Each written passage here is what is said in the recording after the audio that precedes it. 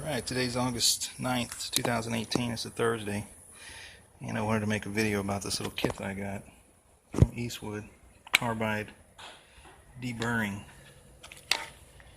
And these little bad boys are pretty awesome. This kit was about $54.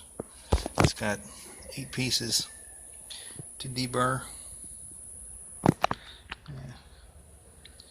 Anyways, these things love to eat metal. So what I used it on was these trailing arm bushings. Got a little out of focus.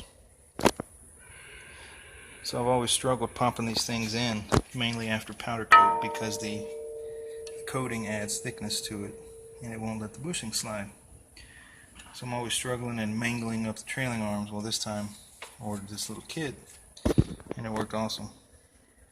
So this is a banana bar. Grease them up a little bit, and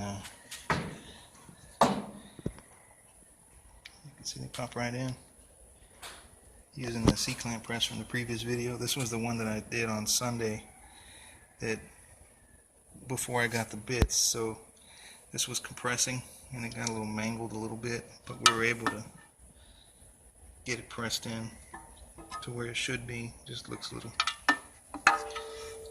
beat up, but it's going to be sitting in the rear end anyway, so I'm not too worried about it. But this is the second one we did. Came out, I can't be more happy about it. Didn't damage any of the coating, maybe a little bit on the seat from the C-clamp, but like I say, these things are always a pain in the ass because the metal collapses. So what we did was just shave just a little bit of the coating off and dug into the metal just a little bit, and then popped them right in. So the rear trailing arms are done, and this weekend we're going to start on the disc kit. Stay tuned.